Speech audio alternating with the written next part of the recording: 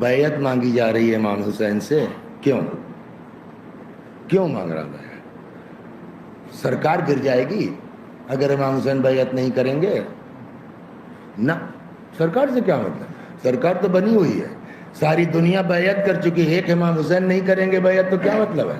اس کے پاس فورس ہے، طاقت ہے، سب کچھ ہے، تو سرکار کو تو کوئی خطرہ نہیں تھا. پھر کیوں اصرار تھا بیعت کرنے کا؟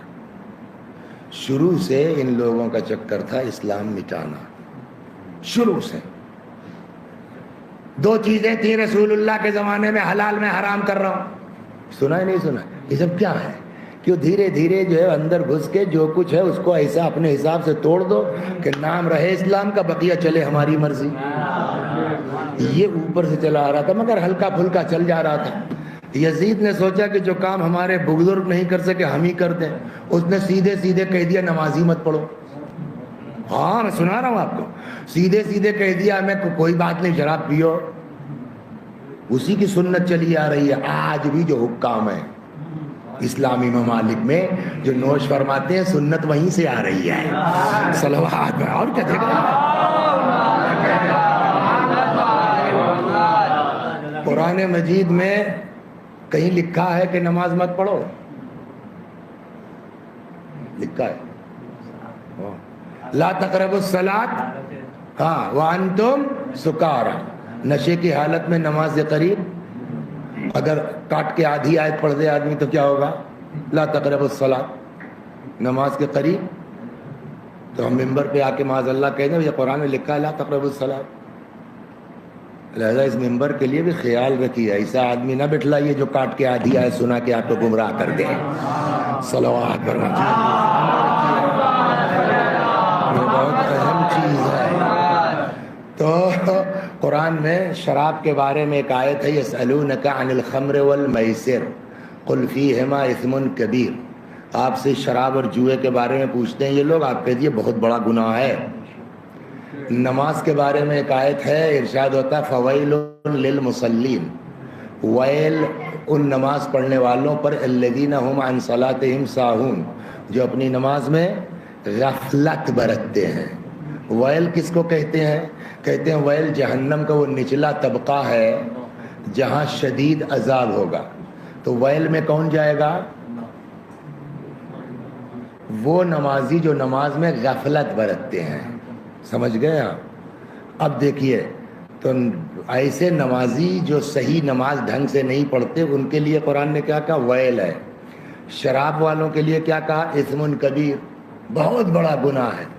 یزید نے بدماشی کیا کی دیکھ رہے ہیں آپ؟ وہاں سے آدھی آیت لی نماز والی، ادھر سے لی شراب والی. اب شعر سنیے یزید کا، ما قال ربک ویل للذی شربا، نہیں کہا ہے تمہارے رب نے ویل ان لوگوں کے لیے جو شراب پیتے ہیں، بل قال ویل للمصلین، ان کے لیے قرآن نے ضرور لفظ ویل کہا ہے جو نماز پڑھتے ہیں. سمجھ میں آ گیا یزید کا فتویٰ کیا ہوا؟ شراب پیو نو پرابلم، خبردار نماز مت پڑھنا نہیں جہنم میں جاؤ گے. یہ ہو گیا کیا؟ فتویٰ یزید کا. یہ یزید کا فتویٰ نہیں ہوا بلکہ آج کے زمانے میں ہم کو نسخہ مل گیا حسینی اور یزیدی پہچاننے کا. ہم کو نسخہ مل گیا. جو بچے ہمارے مسجد میں دکھائی دیں اس لیے کہ امام کا سر کٹا ہے حالت سجدہ میں، تو جو نوجوان مسجد میں دکھائی دے وہ حسینی کہلائیں گے. جہاں شراب نظر آ جائے چاہے جتنے بڑے باپ کا بیٹا ہو وہ یزیدی ہو سکتا ہے، حسینی نہیں ہو سکتا.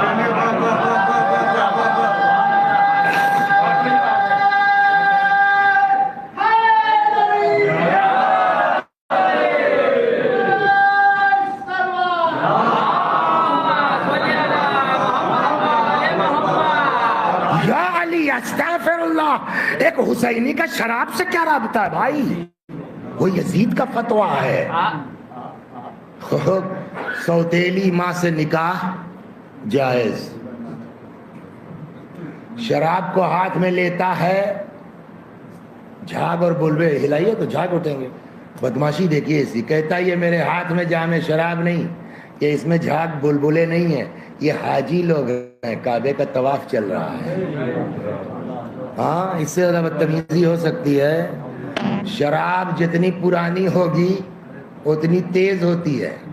آپ کہیں گے تم کو کیسے پتا ہے؟ تو بھیا کتابوں میں لکھا ہے سب پرانی باتیں۔ یہ آج کل جو پنی پی کے لونڈے گلیوں میں بہکتے ہیں نا، ان کی کوئی اوقات تھوڑی عربوں کے مقابلے میں۔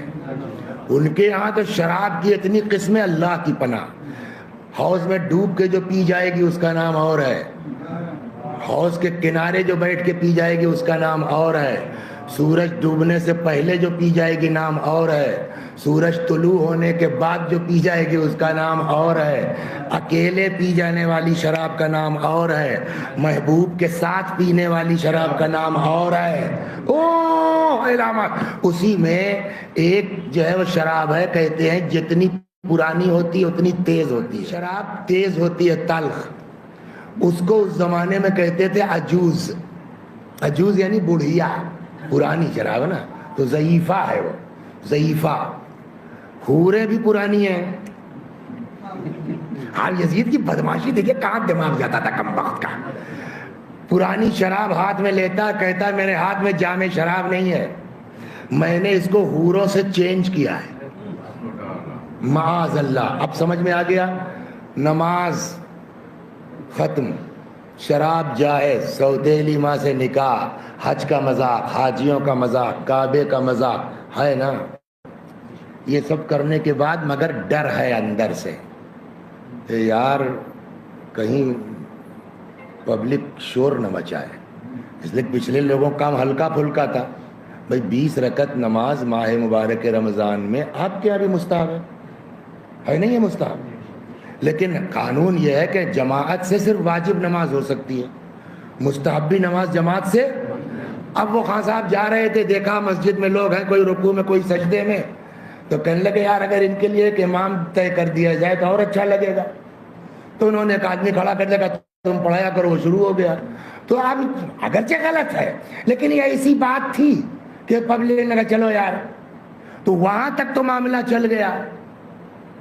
لیکن اب یہ کہ صاحب نماز مت پڑھو، شراب میں کوئی حرج نہیں ہے، تو یہ تو زیادہ ہو گیا نا۔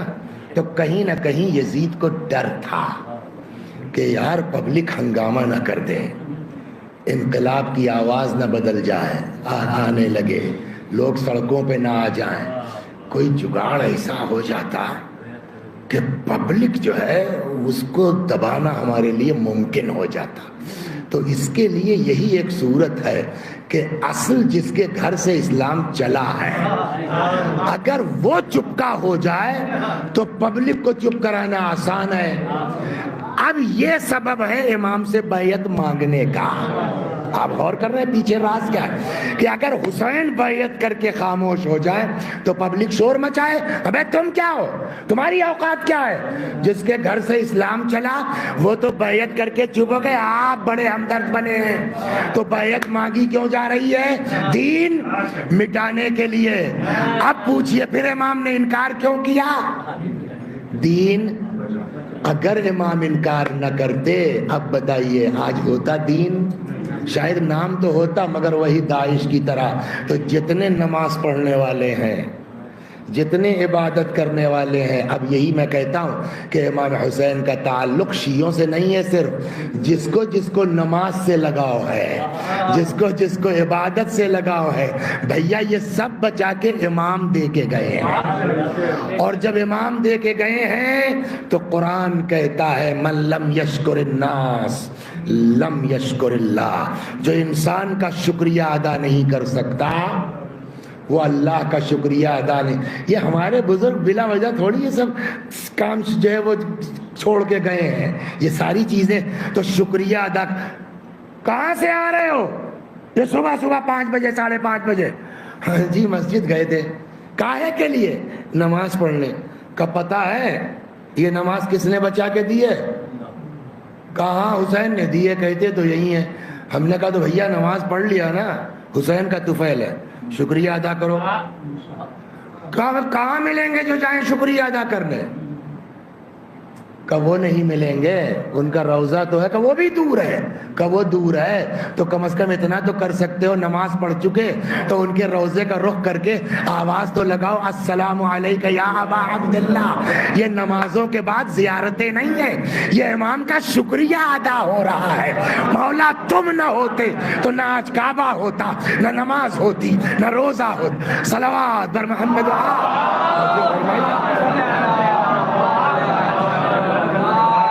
پورا دین بیس کر رہا ہے میرے مولا پر, پورا دین ڈیپینڈ کر رہا ہے حضرت سید الشہداء پر. یہ نہ ہوتے تو آج میں یہ نہیں کہتا کہ نام مٹ چکا ہوتا, شاید نام رہتا لیکن کھوکھلا, اس کے اندر کچھ نہ ہوتا. کیوں؟ آج یہودی نام ہے نا, مسیحیت کا نام ہے نا, لیکن کیا جناب عیسیٰ کی جو تعلیم تھی وہ ہے؟ کیا جناب موسیٰ کی جو تعلیم تھی وہ ہے؟ تو جو حال ان مذاہب کا ہوا نا وہی ہوتا اسلام کا حال. اے میرے بھائیوں, اے مسلمانوں, شیعوں کی ضد میں آ کر کے اپنا کام خراب مت کرو. ہم جہنم میں جائیں, چھوڑو ہم کو, احسان ہے حسین کا پورے اسلام پر میرے بھائیوں, احسان ہے حسین کا.